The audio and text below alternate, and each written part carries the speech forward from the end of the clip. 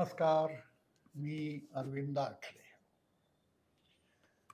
सध्याच्या जमान्यामध्ये अनेक वस्तू निघालेल्या आहेत, जसं मायक्रोवेव्ह आहे, OTG आहे. सामान्य माणसाच्या बजेटमध्ये बसणाऱ्या वस्तू आहेत. पण बऱ्याच वेळा काय होतं की आपण शो म्हणून या वस्तू आणल्या जातात, त्याचा वापर नाही. मी तर पाहिलं मायक्रोवेव्हवर अन्न गरम करून खाण्यापेक्षा फार मोठा वापर त्याचा कोणी करत नाही. परंतु त्यामुळे माझ्या डोक्यात एक आलं की ह्या वस्तू खरं म्हणजे वापरायला सोप्या आहेत आणि यातले पदार्थही अत्यंत छान, ज्याला खायच्या चविष्ट, त्याच्यासाठी फार चांगली गोष्ट आहे. आणि 1,500-2,000च्या बजेटमध्ये छोटे, आता जसं माझ्याकडे आहे, मी कॅल्क्युलेटरचा केवळ 10 लिटरचा OTG माझ्याकडे आहे. आता या OTGमध्ये प्रायमरी ज्या गरजा असतात, आपली जिभेचे जे चोचले आहेत ते आपण एवढ्याशा छोट्या ह्याच्यातही भरपूर व्यवस्थित करू शकतो, पुरवू शकतो. परंतु त्याचा वापर कसा करायचा हे माहिती असत नाही. इलेक्ट्रिक असल्यामुळे भीती वाटते, शॉक लागेल का, अमुक होईल का, तमुक होईल का, ह्या ज्या सामान्य ज्या आपल्या मनामध्ये शंका असतात, तर या घालवण्यासाठी म्हणला की हे दुसऱ्याला शिकवायचं असेल तर स्वतः आधी शिकलं पाहिजे. म्हणून माझा जो नातू आहे त्याच्याकडे मी हे सगळं आधी व्यवस्थितपणे समजावून घेतलं आणि शिकलो. आणि हे सगळं तुमच्यासमोर मांडून आपल्या जिभेला, शेवटी अन्न हे पूर्णब्रह्म आहे. कितीही अध्यात्म सांगितलं तरी 2 वेळचा 1 वेळचा जेवणाशिवाय माणूस राहू शकत नाही, तो कितीही श्रेष्ठ असो. आणि आधी पोटोबा व्यवस्थित, तुडुंब व्यवस्थित असल्याशिवाय विठोबा सुचत नाही, ही वस्तुस्थिती आपण मान्य केली पाहिजे. केवळ जिभेचे चोचले एवढा याच्यात भाग नाही, आपली वासना तृप्त झाली पाहिजे.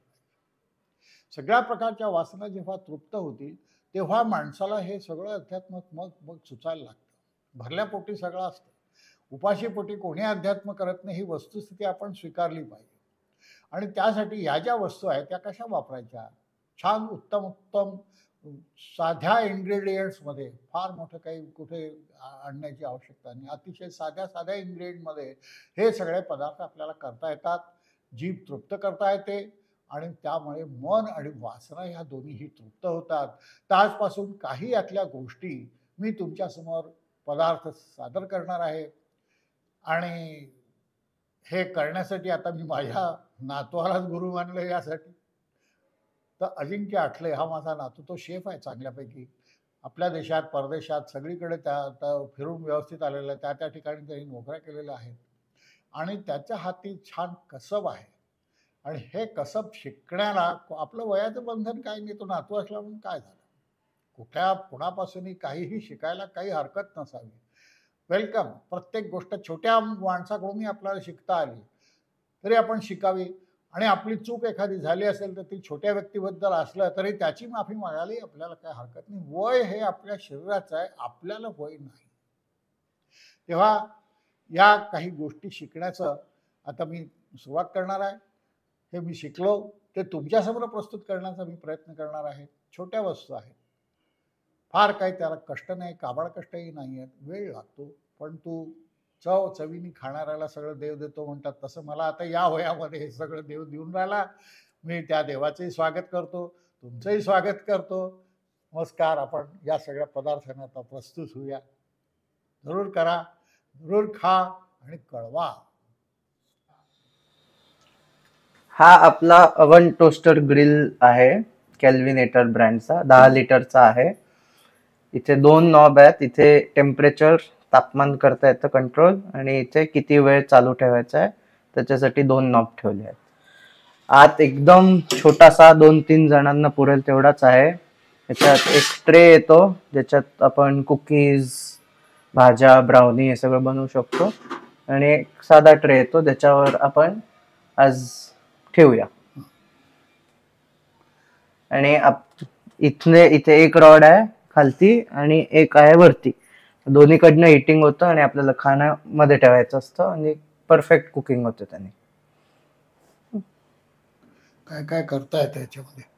ह्याच्यात आपल्याला पिझ्झा बनवता येतो, बिस्किट, कुकीज, ब्रेड सगळ्या प्रकारचे, आणि ह्याच्यात भाज्या पण शिजवता येतात. आज आपण लादी पाव हा एक ब्रेडचा प्रकार आहे तो बनवणार आहे घरी. त्याच्यासाठी आपल्याला सगळ्यात आधी मैदा लागेल. मैदा घेतलाय आपण 125 ग्राम, म्हणजे जवळजवळ 1.5 वाटी. त्याच्यानंतर दूध लागेल. दूध आहे 100 ml, म्हणजे पाऊण वाटी. त्याच्यानंतर आहे मिल्क पावडर 1 मोठा चमचा 10 ग्राम. त्याच्यानंतर पिठी साखर आहे अर्धा चमचा 5 ग्राम. मीठ घेतलाय चवीनुसार. आणि यीस्ट घेतलाय, इन्स्टंट यीस्ट, ते घेतलंय 1 टीस्पून, म्हणजे 4 ते 5 ग्राम. आणि लागणारं बटर 2 टेबलस्पून, म्हणजे 15 ते 20 ग्राम. ही भांडं आहे ज्याच्यात आपण पाव लावून ओव्हनमध्ये OTG मध्ये बेक करणार आहे. आणि या भांड्यात आपण कणिक मळणार आहे त्याची. सगळ्यात आधी मैदा घेऊया आपण आणि तो आपल्या बाउलमध्ये टाकून घेऊ. मैद्यामध्ये मिल्क पावडर आणि मीठ हे घालून एकदा मिक्स करून घेऊन ह्याला 2 मिनिटं बाजूला ठेवून घेऊ. त्यानंतर आपला दूध घेऊया. दुधात ही पिठी साखर आणि हे यीस्ट हे आपल्याला नीट मिसळून घ्यायचं आहे चमच्याने.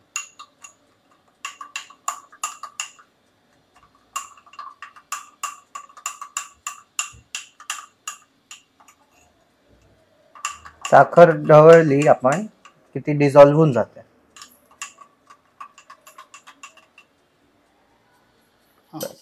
आता साखर आणि यीस्ट आपण याच्यात मिक्स केली. त्याच्यानंतर याचा यीस्ट ऍक्टिव्हेट झाला याचा हा साईन आहे. वरती फोम आणि बुडबुड्या आल्या आहेत, म्हणजे तुमचं यीस्ट चांगलं आहे. हे बघा, असं फोम वेगळं होतं त्याच्यात, म्हणजे हे आपलं यीस्ट चालू आहे आणि हे आपण आता वापरू शकतो. जर का तुमचं असं नाही झालं तर यीस्ट वापरू नका, तो यीस्ट एक्सपायर झालाय, नवीन यीस्ट घेऊन. आता आपण हे दुधाचं मिश्रण थोडं थोडं करून ह्याच्यात घालून एक मऊ कणिक बनवून घेणार.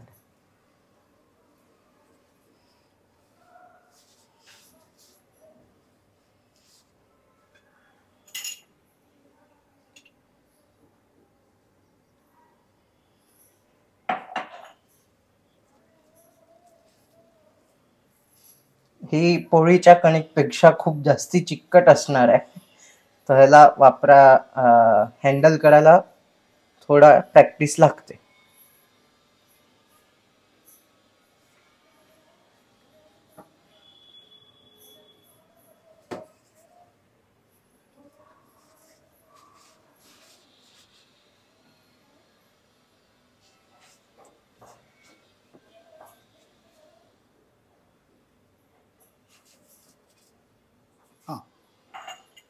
आता थोडा हा बॉल फॉर्म झाला आहे, तर आता याला काढून आपण हे साफ काउंटर आहे त्याच्यावर टाकूया आणि हाताच्या इथनं पामच्या या पार्टनी ह्याला असं मळायचं आहे.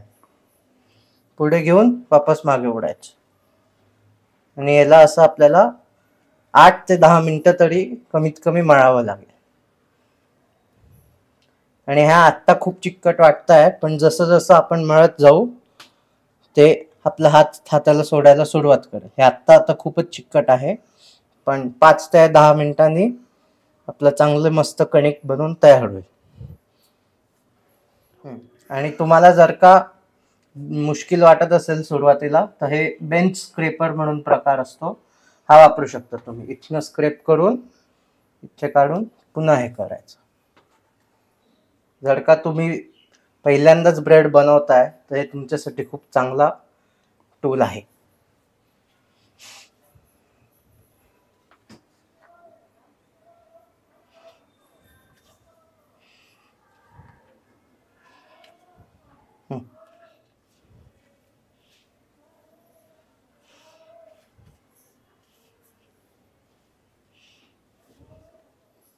आता 5 मिनिटं मळून झाले आपल्याला.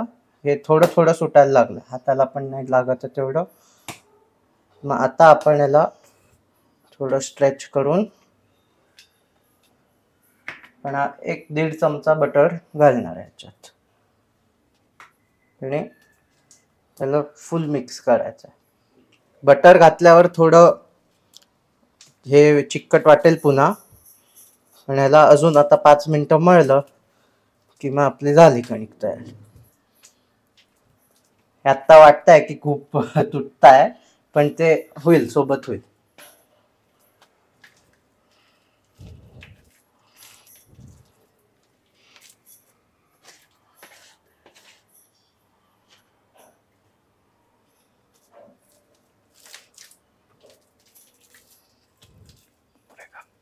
हा होत आला आता.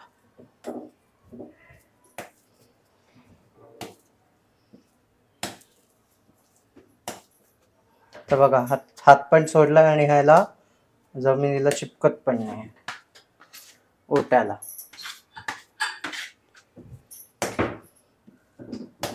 आता हे सगळे क्रॅक आणि हे सगळे गेले 2 मिनिटं मळल्यावर की झालं.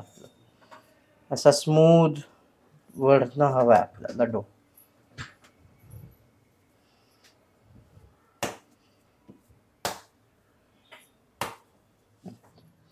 तर आपला डो फायनली तयार झालेला आहे.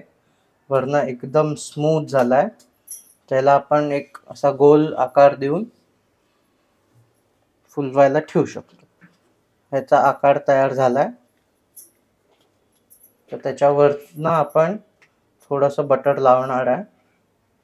बटर किंवा तुम्ही तेल पण लावू शकता, पण ज्या तेलाला वास किंवा चव सुटेल तो नका लावू. सनफ्लावर किंवा कनोला ऑइल, ऑलिव्ह ऑइल हे लावू शकता.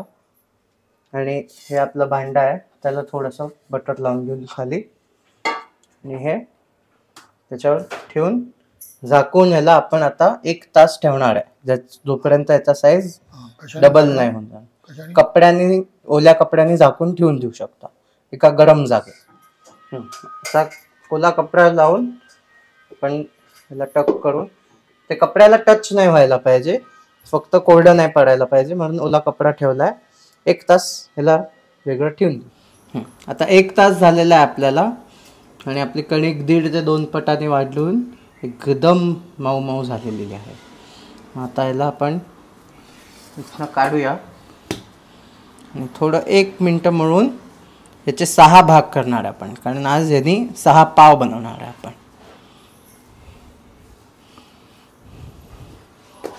6 इक्वल भाग करून घेऊया आपण याचे.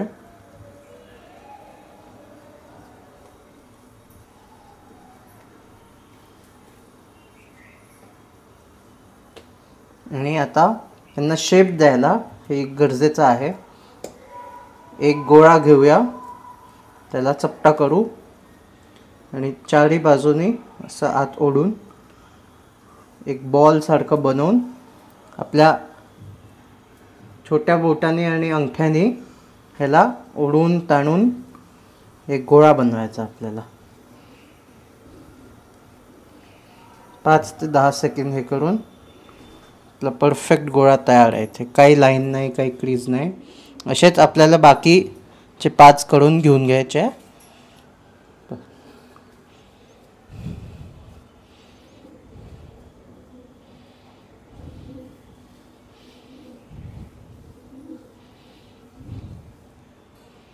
साईज छोटा मोठा झाला.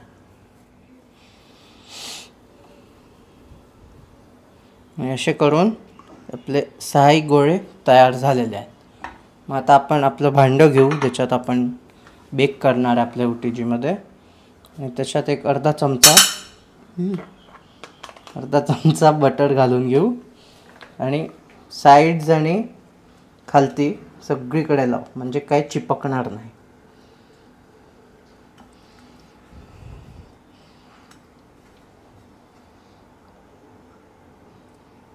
भरपूर बटर लावा. मस्त. आता आपण आपले गोळे घेऊन असे 3-3च्या रांगेमध्ये ठेवूया. इथे इथे. हे भांडं आपलं आत्ता थोडं मोठं आहे, नाहीतर ह्याच्यात 9 मावू शकतात. हे असे ठेवून आपण पुन्हा याला 15 ते 20 मिनटं ओल्या कपड्याने झाकून ठेवून देऊ. ह्याचा पुन्हा साईज वाढणार आहे. तोपर्यंत आपण आपलं अवन प्रीहीट करून घ्यायचं 10 मिनटं. आता अजून अर्धा तास झालाय. मस्त फुलले आपले पाव, एक दुसऱ्याला चिपकतायत, ते गरजेचं आहे लादी पावचा इफेक्ट यायला. आणि एकदम मऊ झाले आहेत. आता आपण आपलं ओव्हन ओटीजी प्रीहीट करायला ठेवलं होतं, ते आता होतच आलंय. आणि ते झालं की आपण पाव बेक करायला टाकणार आहे. प्रीहीट झालेला आहे. प्रीहीट झाल्यावर असा करून आवाज येतो आपल्याला. आणि मग सेम 180 डिग्री सेल्सिअसला आपण 20 ते 25 मिनिटाचा टायमर लावणार आहे.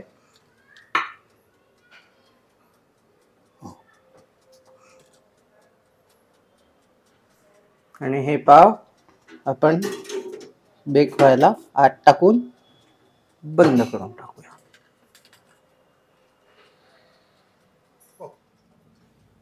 आता 15-20 मिनिटानंतर आपला ब्रेड मस्त बनवून झालेला आहे. पण एका कापड्याच्या मदतीने त्याला बाहेर काढू. अतिशय गरम आहे ते. मस्त ब्रेड झालाय. तर लगेच त्याला आपण वरनं थोडं बटर लावून घेणार आहोत.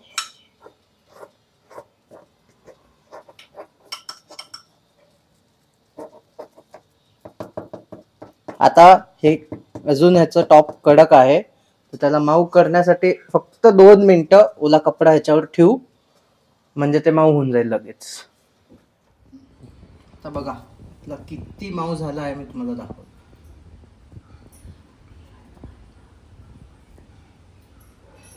आणि आतलं दाखवायला